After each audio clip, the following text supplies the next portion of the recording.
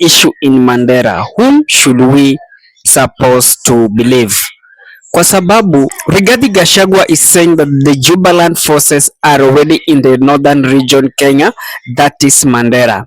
But those people who are in government wanasema hiyo ni porojo. There's nothing like Jubaland forces in Mandera.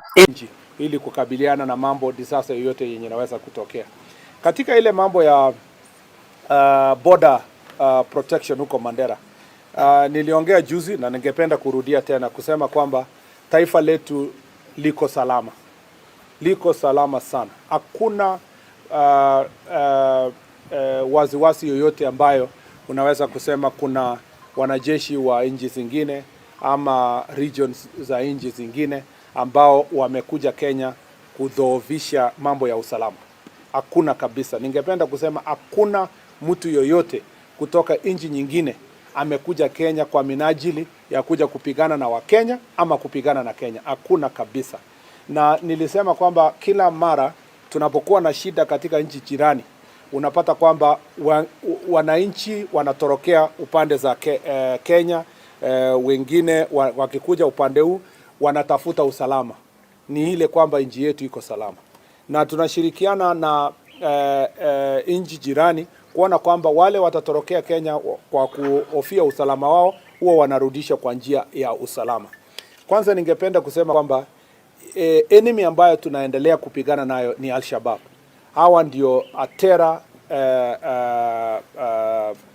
group ambayo imetusumbua kwa miaka mingi sana. Sisi hatupigani kama nchi na nchi ya Somalia, hatupigani na region yoyote ya Somalia. Sisi tunapigana na adui moja ambaye ni Al-Shabaab.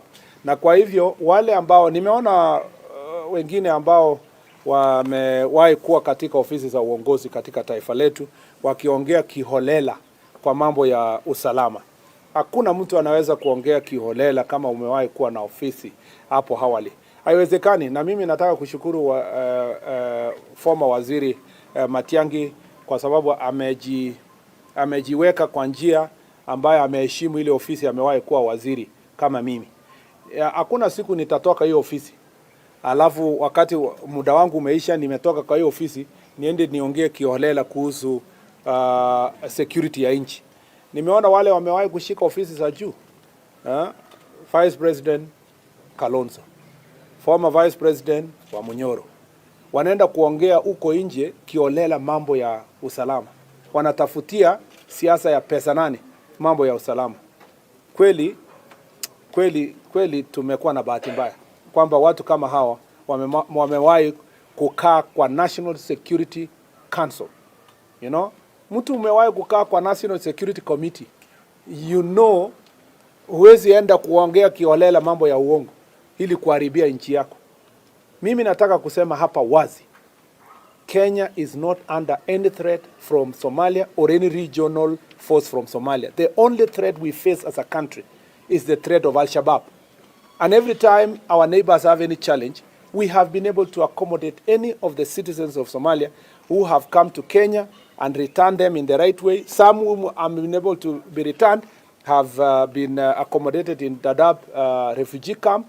There has never been a threat. And I want to insist here, Kenya is not under occupation. You know, I see some lawyers speaking very in a casual manner. When you say there are occupation of forces from other country in our country, it means they have come in to invade us and cause and take over. We are absolutely, there is no one in Kenya that is in Kenya where, to occupy any part of the country without the Kenyan forces fighting them. And that's why any part we see an Al-Shabaab operative, we have been fighting them. Any other person who has come to look for safety, we have always found ways of returning them back to their country. Again, I want to reiterate that the security team that has gone to the media team that I saw some of the news items that some of your journalists went there. I saw them reporting from primary school in Mandera, reporting, interviewing our administrators in that region, and I didn't see any results to see that our schools are occupied or our people are under threat. Our country is safe, very safe, and I insist, very, very safe. We are not under occupation. And those who are just speaking in a very casual manner, Occupation is a technical term that means a takeover by a foreign force on any part of Kenya. There is none. And there is nothing that is happening in the country that we don't know. And there is nothing that is happening in this country that is happening and we are not handling in the right way, in the security way. All we are more focused in is to deal with criminals and to deal with Al-Shabaab as a terror cell. And we are not going to lift our focus from that issue. Any other diplomatic issues related to citizens of other country coming in or officers from other country, if they are found to Kenya, there is a diplomatic channel between us and Somalia or any region of Somalia to make sure that that is sorted. Kenya is safe and working with its partners to make sure that we continue dealing with the threat of terrorism, especially of Al-Shabaab. And we are very focused. In any case, the people who have been speaking have been talking about that we are in conversation with Al-Shabaab. So they need to calculate their statements properly. One hand, they say the government of Kenya has talked to Al-Shabaab. Now they are jumping. They are saying that no, it's not Al-Shabaab. We are talking to the enemies of Al-Shabaab.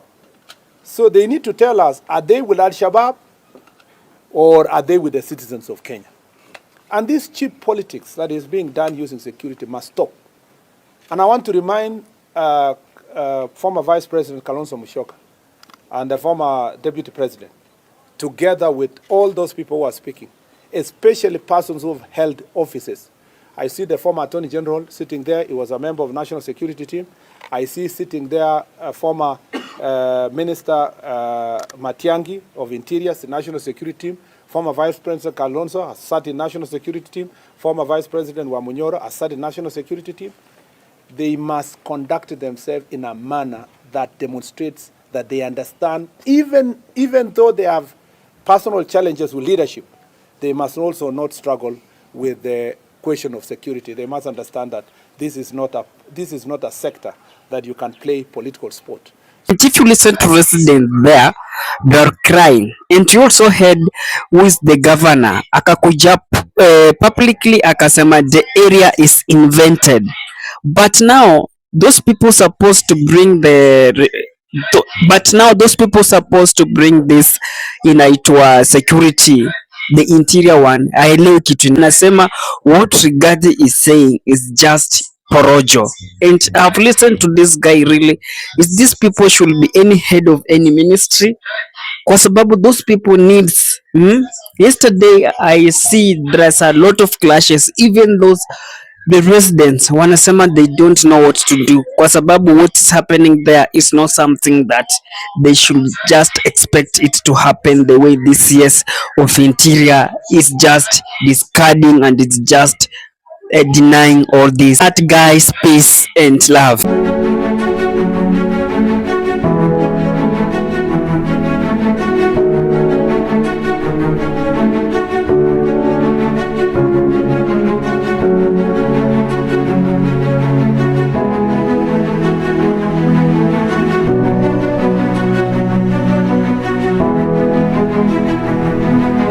And with that, guys, thank you for choosing Kenya Political Brief as your primary news platform, more so on politics.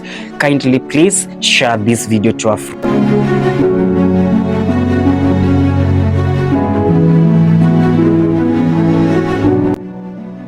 If politics is your passion, this is the place you really wish to be. Kindly subscribe. Bye bye.